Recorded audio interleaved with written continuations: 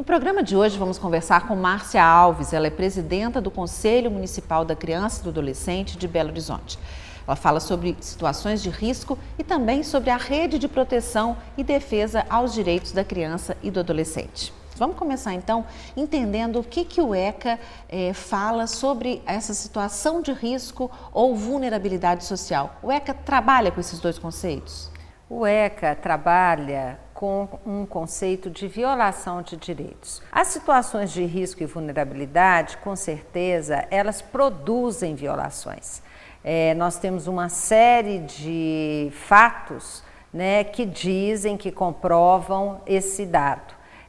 Por exemplo, em situações de muita pobreza, a falta material produz uma violação de direitos, que é a ausência de condições materiais para que essa criança desenvolva adequadamente.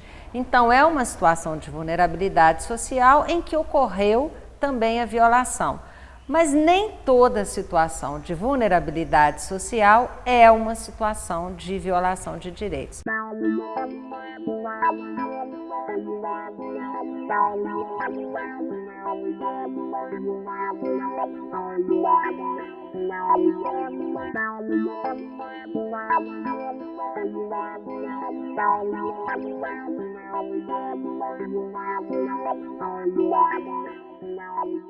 Uma criança que trabalha na rua e tem um contato com o uso de álcool e outras drogas, ou uma criança que foi violentada sexualmente, ou uma criança que não tem o direito a estar na escola, ela já teve uma violação, já teve o seu direito violado.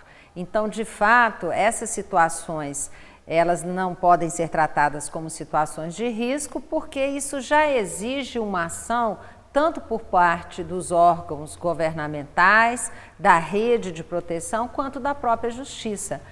O direito violado, ele exige uma ação, inclusive judicial. Em relação, por exemplo, às crianças que têm uma trajetória de rua ou as crianças que têm uma condição financeira muito precária, é um cenário propício para a violação dos direitos? Com certeza. A criança que já tem uma experiência de vida nas ruas, ela já está tendo o direito dela violado porque ela não está na escola, porque ela não está sendo atendida pela saúde, porque ela não está tendo direito à convivência familiar e comunitária. Então, ela já tem uma série de direitos violados. E exige que o Estado tome medidas de proteção dessa criança. Para proteger crianças e adolescentes, a legislação brasileira prevê que órgãos do governo e entidades da sociedade civil trabalhem de modo articulado. Essa rede de proteção deve estar presente em todo o território nacional, envolvendo a União, os estados, os municípios e o Distrito Federal. O Estatuto da Criança e do Adolescente é uma lei muito bem construída, é uma lei que nos traz para um processo civilizatório muito avançado, ou seja, é uma escolha por uma sociedade mais justa, mais cidadã, onde que existe uma igualdade entre todos os sujeitos de direitos, e as crianças são entendidas como sujeitos de direitos e os adolescentes também. O que o Estatuto prevê para essa rede de proteção e promoção de direitos é um sistema. A ideia de sistema é muito importante porque ela não é hierarquizada. Então, esse sistema, para funcionar, precisa da Vara da Infância, da Promotoria, da Defensoria, do Conselho Tutelar, do Conselho de Direitos, dos órgãos governamentais e de toda uma rede da sociedade civil. E nenhuma se sobrepõe à outra. Então, quando a gente pretende produzir proteção integral, a gente pretende isso, que todos esses órgãos e instituições funcionem de maneira a se complementarem. As ações são complementares. A gente não produz assim, um trabalho de proteção à criança e ao adolescente sem esse sistema. O ECA prevê que cada município brasileiro tenha, no mínimo, um conselho tutelar. O órgão é vinculado à prefeitura e deve ser composto por 5 conselheiros escolhidos pela comunidade local.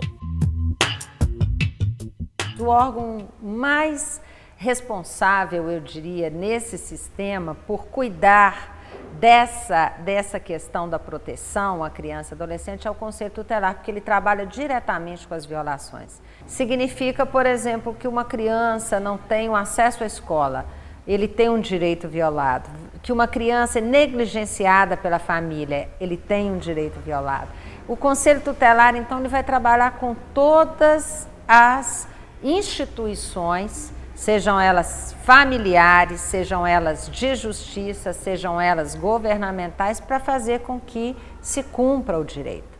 É um pressuposto de que ele deve trabalhar também de forma preventivamente, mas com o contexto atual, os conselhos tutelares têm se dedicado muito às violações de direitos, porque são questões emergenciais e que exigem um cuidado imediato ali. Precisa atender a família, a criança, naquele momento. Então, o conselho tutelar é a porta de entrada de qualquer tipo de violação de direitos. Quando Yasmin completou 6 meses, Brenda saiu à procura de uma creche para a filha. A atendente de telemarketing estava desempregada e precisava de tempo livre para buscar uma colocação no mercado de trabalho. Eu fui procurar as creches que tinham ao redor da minha casa. Só que as creches que tem ao redor da minha casa, eles não aceitavam mãe desempregada, entendeu?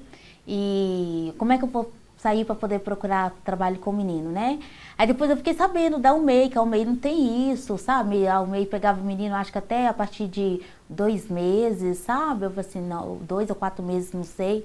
Aí eu falei assim, eu vou lá. Só que lá no meu bairro também não tem UMEI. Aí eu fui lá no São Gabriel, que é um bairro próximo ao meu. A tentativa de matricular a filha em uma unidade municipal de educação infantil também foi mal sucedida.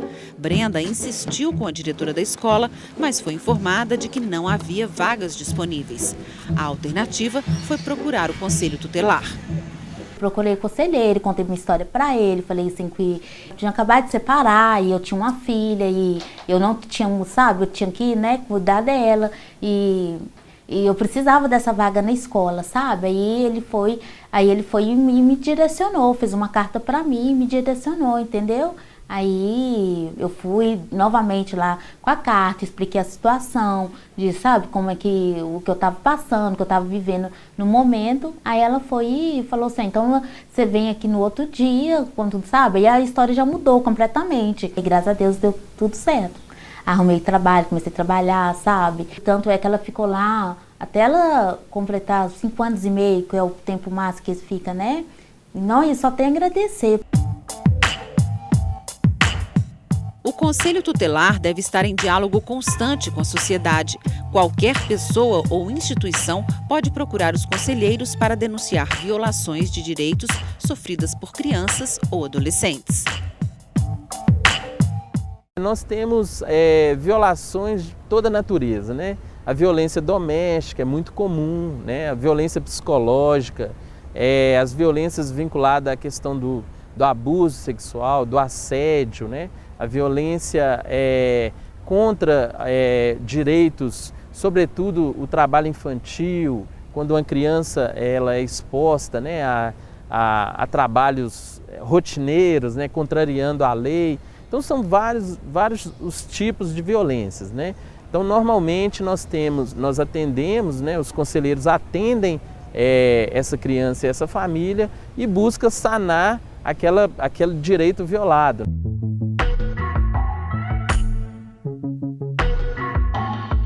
Os conselhos de direitos da criança e do adolescente também são fundamentais para garantir a proteção desse segmento da população. Eles são órgãos deliberativos e devem existir em todos os níveis da federação.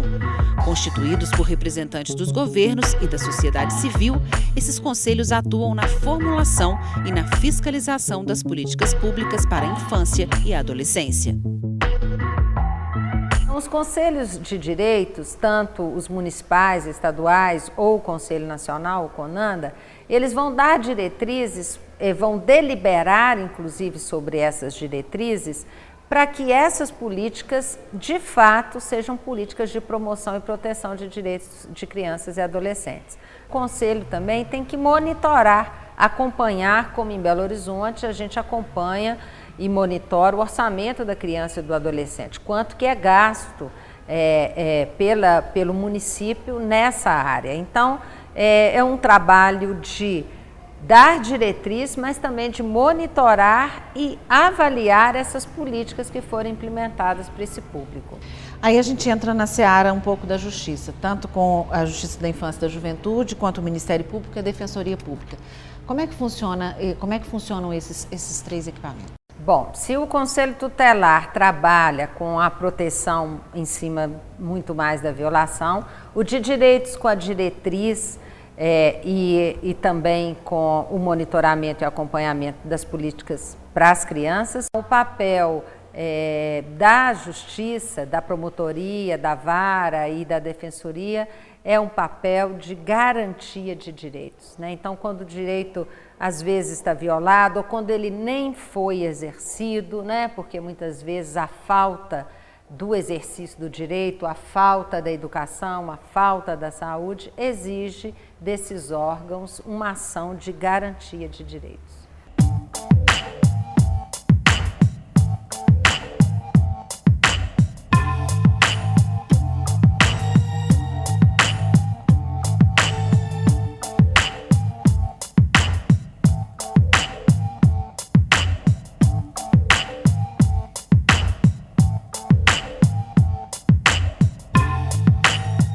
No próximo programa, vamos conhecer mais sobre as medidas socioeducativas aplicadas aos jovens em casos de infração.